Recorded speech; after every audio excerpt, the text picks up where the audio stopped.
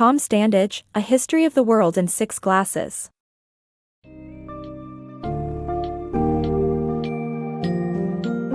In A History of the World in 6 Glasses, Tom Standage takes readers on a fascinating tour through time, exploring how 6 different beverages have played a critical role in shaping the development of human civilizations. From ancient beer in the Fertile Crescent, wine in ancient Greece, distilled spirits in 12th century Europe, coffee in the Arab world, tea in Britain, to the consumption of Coca-Cola across the globe, Standage reveals how each drink profoundly influenced socio-political, economic, and cultural aspects of societies. Prepare to embark on a journey that will leave you with a renewed appreciation for the history and significance of the beverages that have defined the course of human history.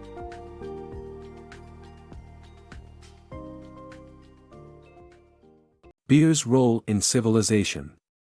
Long before its reputation as a refreshing beverage, beer played a crucial role in the development of human society. Its discovery dates back to the end of the Ice Age, around 10,000 BC, when the inhabitants of the Fertile Crescent stumbled upon an intoxicating drink made from malted grains. The growing appetite for cereal grains to produce beer and bread led to the birth of agriculture and eventually, the establishment of settled communities. As civilizations expanded, beer gained importance as a symbol of a civilized lifestyle, a gesture of hospitality, and played a part in various ceremonies.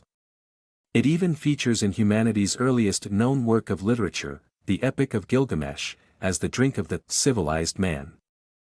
Wine, a historical status symbol. Wine has long played an essential role as a status symbol throughout history.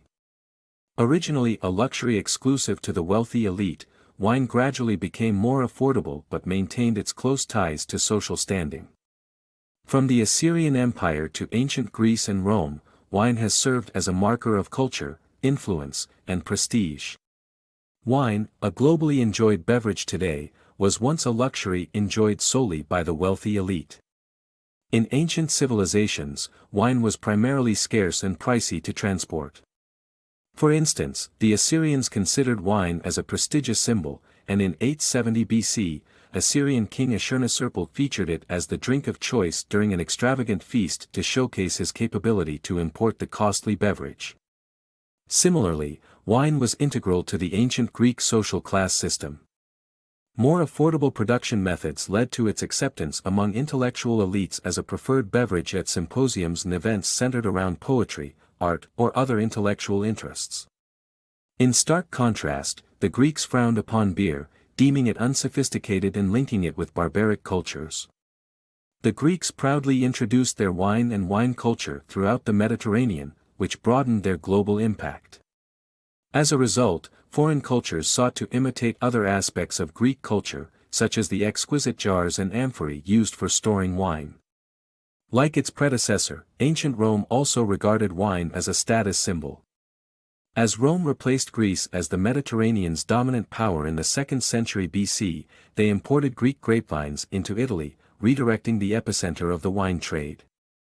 Wine consumption spread across all social classes, and a person's status was identified by the type of wine they enjoyed.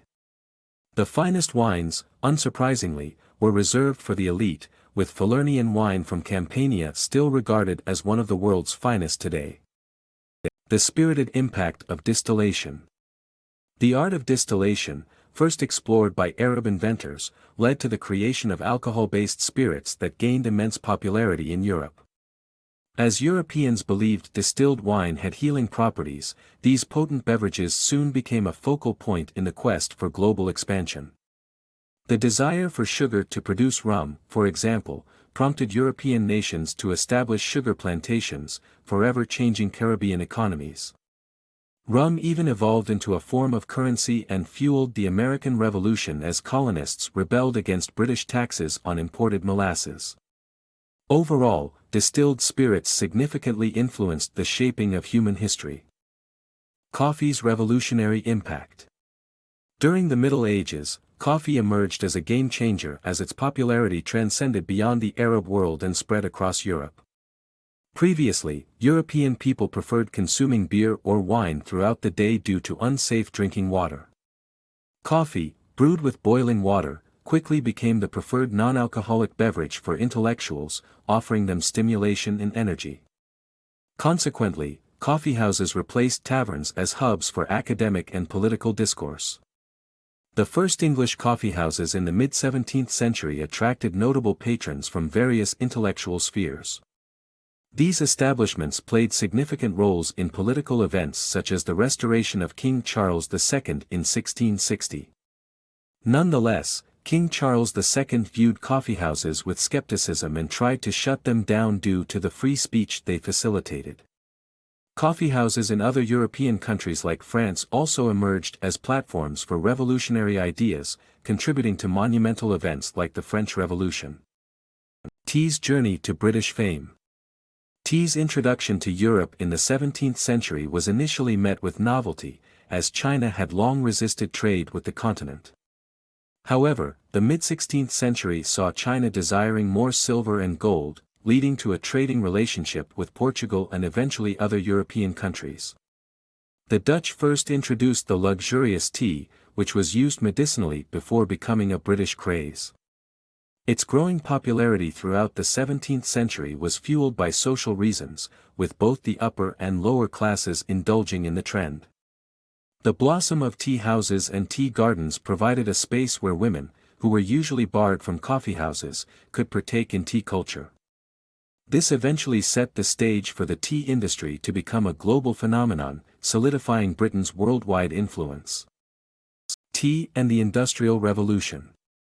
In the 18th century, tea overtook coffee as the beverage of choice in Britain due to its connection to the booming Industrial Revolution. Tea's antibacterial properties helped reduce waterborne diseases, contributing to a healthier workforce and increased population. This fueled the growth of factories and fostered innovation in production, as seen in the Wedgwood Company's mass production of tea.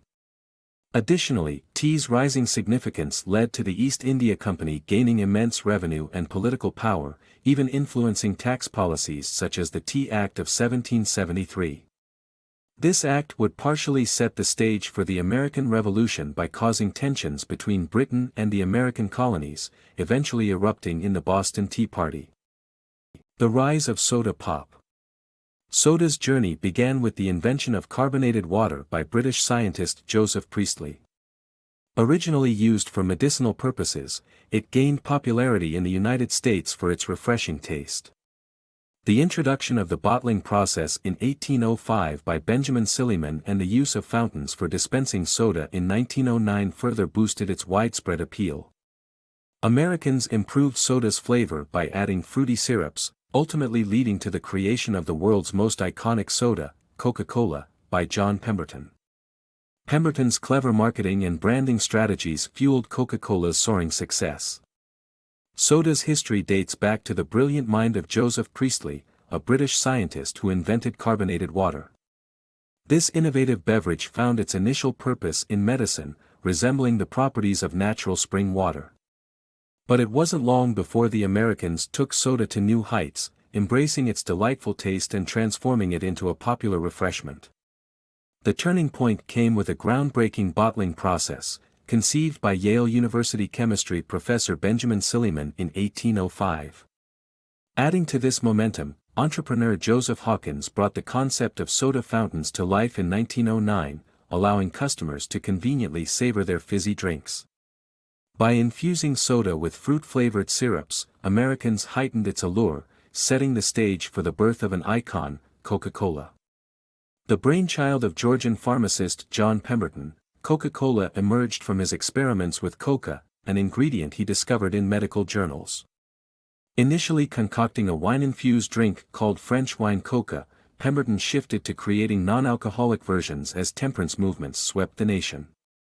His relentless pursuit led to the formulation of Coca-Cola, a drink that would redefine refreshments worldwide. Pemberton's marketing prowess played a pivotal part in Coca-Cola's ascent. Strategically selecting the name Coca-Cola for its aesthetic appeal in advertisements, he propelled the brand into the public eye with free samples, posters, and banners. And Pemberton's ingenuity paid off handsomely.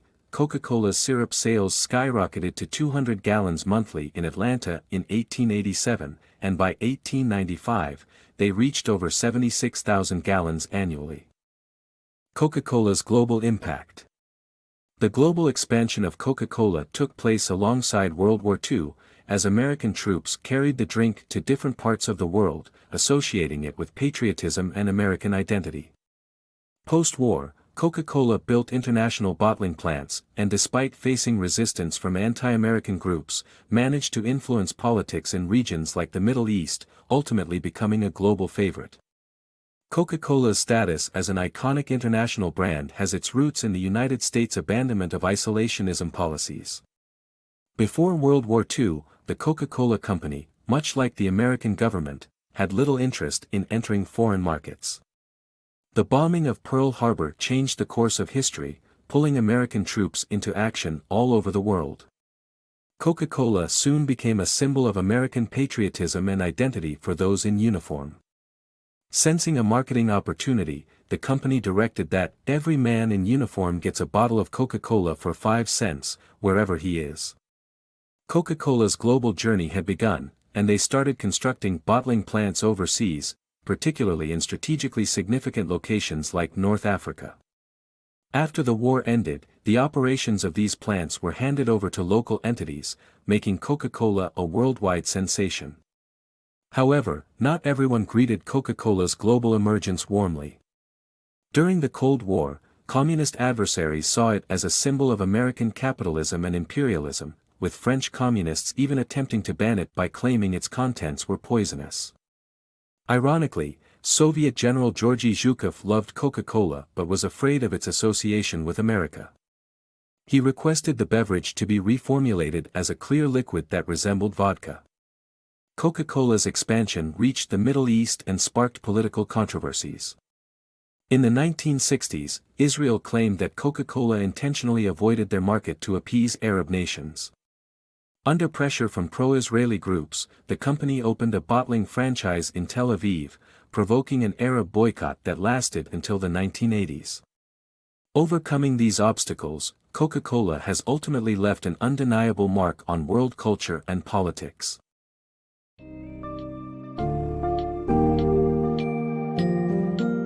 Having traversed the pages of The History of the World in 6 glasses, it becomes evident how the development and consumption of beer, wine, spirits, coffee, tea, and Coca-Cola profoundly impacted human history.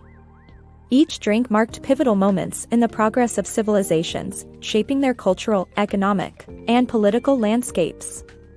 As you close the book, you'll recognize how a simple beverage can drive innovation, propel social change, and embody the ambition and drive of the people who consume them. With its well-researched insights and engaging narrative, Standage's work leaves one with an enriched understanding of the compelling power these drinks hold in the ever-evolving story of humanity.